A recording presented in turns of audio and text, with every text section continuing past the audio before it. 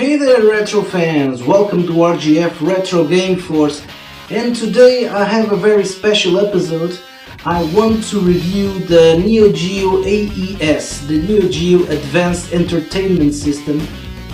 This system is an arcade perfect at home. It's exactly the same as the MVS, the arcades from the neo-geo, and I want to explain to you a bit the story about this device. How it started, how is discontinued, and why it's so expensive to collect for it. So, I hope you go through my video and I hope you enjoy it. Thank you guys.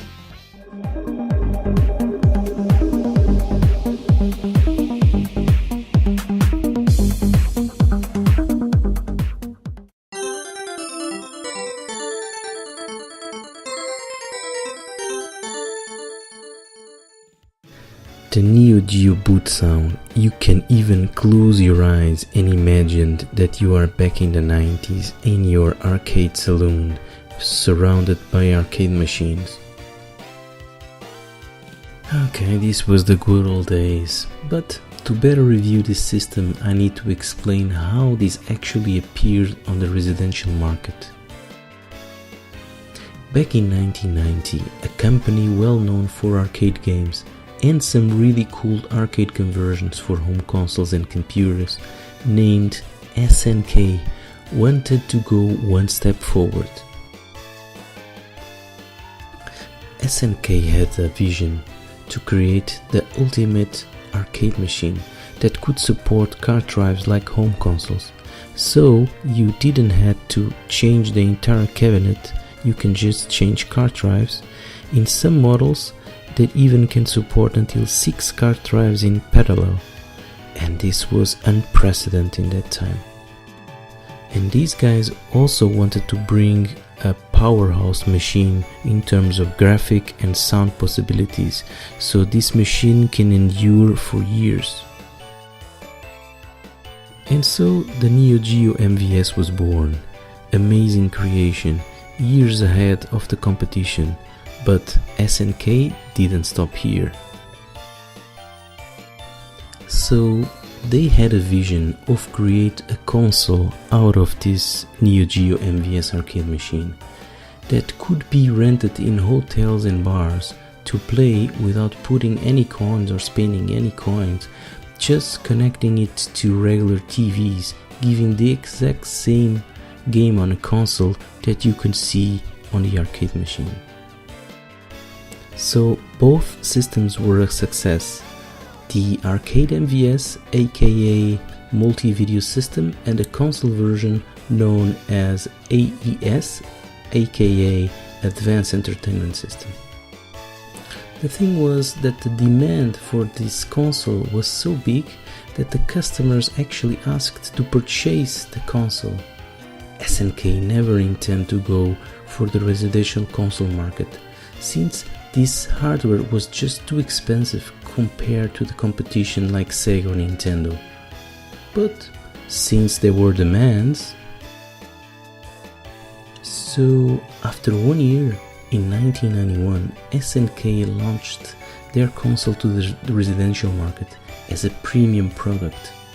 The console had a price tag of $650, but it offered the arcade at home experience, including a true arcade stick instead of the classical controller. And it was the first console ever to use a removable memory card. The games itself had a cost of $100 to $200 depending on the ROM size. So really far away from other residential home console systems. It was really premium only. For me personally, I just heard about this amazing system in a Spanish magazine called Hobby Consolas, and it was mind-blowing to see these graphics, and I also saw the price tags, so I understood why it never arrived to my country, the poor Portugal. SNK actually invested some money on a really cool Sega-like commercials, but with these price tags it was difficult. In some of these commercials, SNK said that this was a 24-bit system, which was not entirely true, but we will discuss it afterwards. I never heard about games just being developed for the AES exclusive. All games were coming from the arcades. The last game to be released officially by SNK was Samurai Shodown 5 Special in 2004, so the system had new games for 14 years. That's amazing. Now going for the hardware specifications. The CPU was the same like the Sega Mega Drive with a higher clock. The GPU was a custom chip from SNK. It was a powerhouse, 24-bit capable. So these commercials claiming that this was a 24-bit machine was because of the GPU, because the main CPU was a 16-bit. The card drives actually had two PCBs, one for audio, one for video. No compression were ever done on these card drives. Spare no expenses. No wonder the card drives were so expensive. Out of curiosity, take a look of the size comparison to the other 16-bit machines. The console itself looks quite minimalistic, but in the good way. It has a true classic look and feel. It has a stereo output in the front like, you know, some other consoles in the time, and yeah, overall it's a very good looking system. Now going to the controller, the arcade stick, it's the same size of the console itself. It's huge and it plays really well. It was truly an arcade at home experience. So how about the games? There are so many classics and so many forgotten franchises.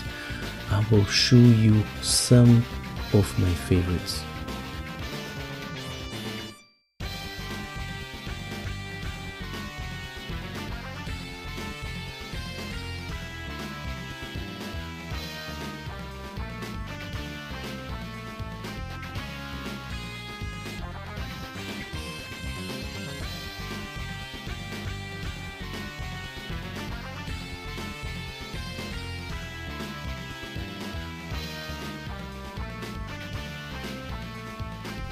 So the question is, should anyone collect for this system?